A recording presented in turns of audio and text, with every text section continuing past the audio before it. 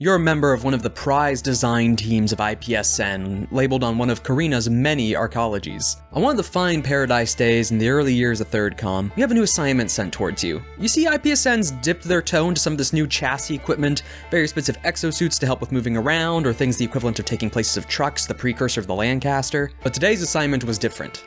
They want you to make the first militarized chassis of IPS-N. This is meant for warfront. This is meant for defense of entire ships against pirates, not necessarily attacking like the Blackbeard or going after them, but something that's able to hold its own, stand its ground, not like the Lancaster to run away or repair, but an indefensible wall. After getting this assignment and being left alone, you have to wonder, what are you left to work with? You're a designer of IPS-N with no other militarized chassis to base your designs off of. You're currently running off the idea that, okay, you've worked with industrial equipment and bits of mechanized chassis that are able to lift tons and tons of weight. Then what, weapon-wise? All you've got really is nothing small scale. You only have the industrial-grade ship weapons that are just point defense. A machine gun's massive and is meant for a ship. It's a ship front, the amount of ammo that thing has to carry to eat through. Then lastly, the ships themselves. You just work on spaceship hulls. You don't have anything for flexible armor or point defense. You don't have anything like the Harrison Armory defense shielding against it, blast plating. So what are you supposed to do with these 3 things before you? Hi, hello, and welcome back to LANCER, our favorite mech tabletop RPG where we're talking about our favorite heavy weapons mech, the Drake. The Drake itself, being called the heavy weapons mech, isn't too far off, not in the sense of being this artillery barrage, something similar to the Barbarossa, but instead, more your heavy weapons guy. Big gun. Not one big shot, many bullets. Though technically they are big, I mean look at the size comparison. But its general shtick and design outside of just carrying around a big gun is its basic infantry.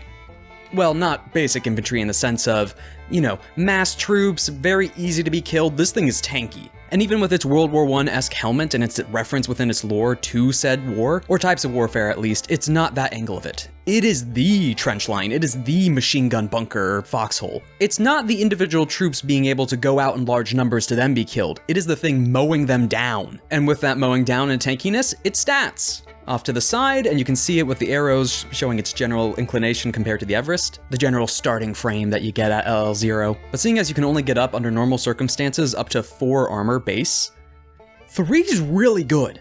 On top side, some of the other traits which just help with its tankiness, even more so than what the Barbarossa had. This thing's a tank, in the sense of a bunker. Actually, bunker's probably a better word for it. It's not moving a lot. But you got its base stats, you got its comparison, took a picture, whichever it is. We're now moving on to the weapon mounts. And heading on to those larger weapons, we have 1 heavy mount, 2 main mounts. Now, just to preference this, because I got this wrong on the Barbarossa, when you're equipping something super heavy, it takes up a heavy and then another mount. Prefacing that because of a weapon that's coming a bit later on. But not just many weapons, there are many weapons, but big weapons. That's the Drake. The comparisons to the Barbarossa don't necessarily stop with its weapon mounts, as now we head on to its first trait, heavy frame. So even though it's size 2 and not size 3, it is still big, bulky, and heavy. This thing is done with single cast metal. That whole front is a single cast ship hull. Not multiple pieces that can be punctured or broken in certain areas, that is solid metal. Leading to it being so heavy and bulky that it can't be pushed, pulled, tugged, the usual, by smaller characters than it. Next up though, blast plating to reflect its heavy armor. It actually takes reduced damage, specifically resistance, so half, from every damage type, then also burn and heat, with an exception. All of these have to be from AoE areas, so blast, cone, line, etc. If it's a direct attack or a tech attack, it's still going through. If it's a big explosion, then it's triggering. But in general, still really good for those AoE effects. Or against them. Next, also in line with the Barbarossa, is slow. Because again, this thing's big, hulking, and heavy. +1 difficulty to all agility saves and tests. But lastly, for it trait-wise, and playing into that bunker role, we have Guardian, which adjacent allies can use the Drake for hard cover. You know, you still have to be the proper size, but that point defense being just big and difficult to shoot around. Now with its core power, we have Fortress, as the Drake itself literally becomes a small fortress. As the first thing that triggers the fact that you have 2 different barrier walls that you can make, going out 2 spaces in size 1, acting as general hard cover for any allies. Not allies specifically, but that's generally what it's supposed to be used for, it's just hard cover now on the map. They also don't have to be in a straight line going opposite of each other, they can be placed anywhere wherever your token begins, or next to it. Big thing with these as well, they are immune to all damage. They just not destroyed, they're immune to all damage. The downsides of this are you're immobilized because you are physically part of the structure. You then also have hard cover. Even if you're out in the open, not behind one of these things, you still count as always having hard cover. as the Drake itself deploys. Also, being locked into an actual wall, you're immune to all knockback and essentially any involuntary movement, prone and all that. And when you brace, you can still take a full action on the next turn. It doesn't just have to be a quick action, because you're already prepped. You're kind of already braced. Though back onto that cover for your allies, they also benefit from the resistance to involuntary movement, prone, and knockback, and then also your blast plating. They also get the resistances to damage from area of effects. That's so good. That is the bunker, the trench line. Like I said, you're not the individual small soldier behind that. You're not a group of goblins heading over a ridge line. You are the ridge line. Fortress ends at the end of the scene, or if you decide to stop it early. Outside of that, it's just a fortification. Now we move on to the license levels. So at LL1, the first thing we have is the assault cannon, which is a main weapon mount. And oh boy, we start getting into the machine guns. So it's a range 8, 1d6 plus 2 kinetic damage, which that plus 2 for an LL1 weapon's not too bad. Big thing as well trait-wise is it offers overkill, so if you roll a 1 on the damage dice, you take 1 heat and then just keep rolling dice, which can be good, can be bad. It's a bit of a cost. On top of that, you do also just gain 1 heat for firing the gun in the first place. It is a hefty thing. Lots of bullets flying really fast. But with the assault cannon and the Drake's other gun, you have spin-up mode. After activating spin-up mode, the general stats of the weapon stay the same, except it now gains the trait of you are slowed when using it, which kinda stinks a bit, but you can still move. And then reliable 3. For a general main weapon mount that's already 1d6 plus 2, throwing reliable 3 onto that is nice. You miss, still does 3 damage because you were just spraying. Next one's a fun one. At 2 system points, we have the Argonaut Shield. With a quick action, you can place the shield in front of an adjacent ally and end up giving them resistance to all damage. However, you do take half of whatever they would have taken, specifically before anything resistance or armor-wise is added. Outside of that, it's nothing too fancy tech-wise. It's not this energy shield. It is just a big slab of metal.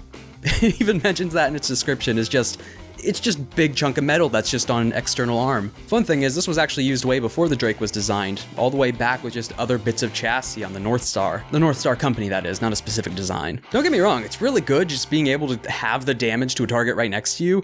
It's just a thing of, it's just a big piece of metal you're throwing around. At LL2, we have another main weapon with the concussion missiles. Knockback grenades, knockback missiles, whatever you like to call them. Range 5, 1d3 explosive damage. When it hits a target, it has knockback 2. You can decide to move them immediately 2 spaces opposite where they got hit. On top of that, they have to make a hull save, and if they fail that, they're impaired until the end of their next turn.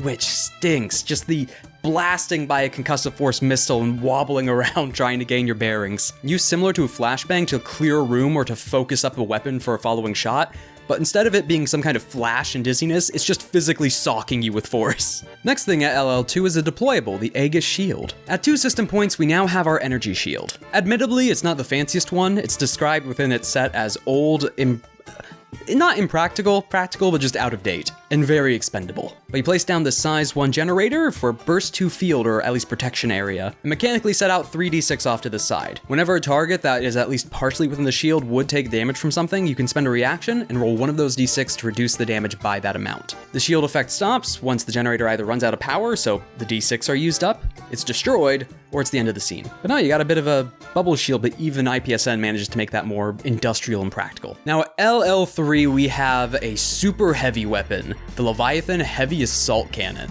Range 8 and 1d6 kinetic damage. Even though it's a super heavy weapon, you can still use it on skirmish, which for an LL3 weapon, that seems pretty lacking.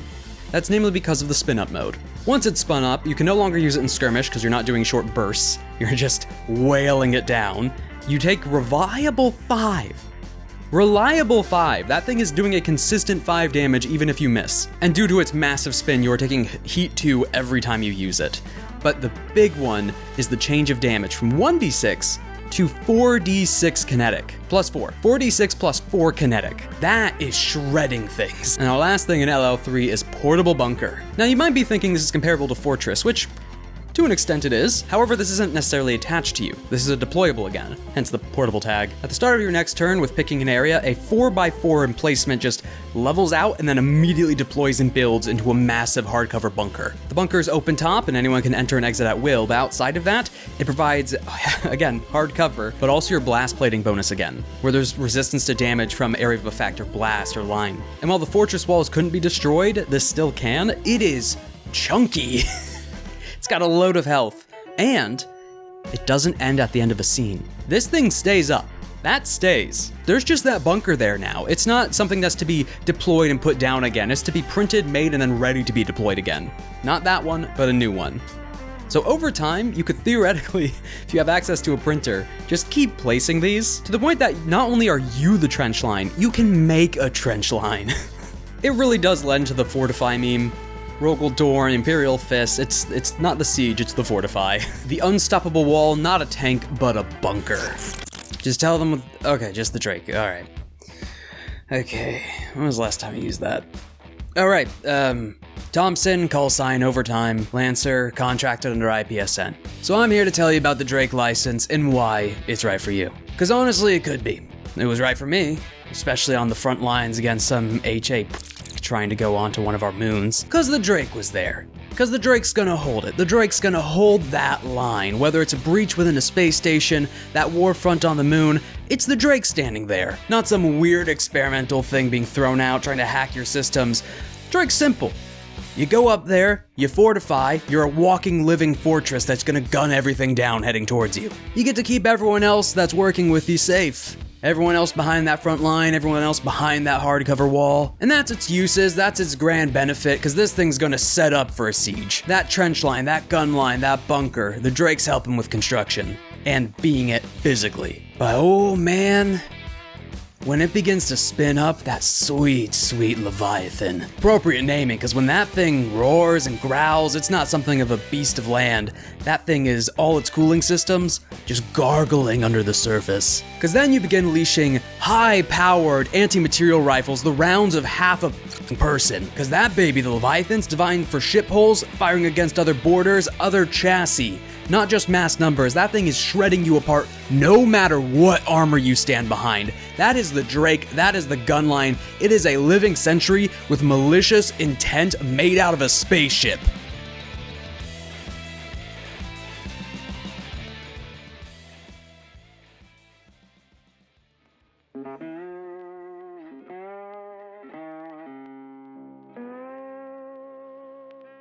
Thank you for watching, and I hope you liked the Drake. A bit simple, honestly, once you head to the general stats of it. Not necessarily the stats or the equipment, but it is defense. That is its shtick. It is defending and placing down a big machine gun. I really like the Drake because it reminds me of Legion. I really like to play Legion in TF2. And also Heavy in TF2. But thank you for watching again, thank you to my patrons, and have a nice day.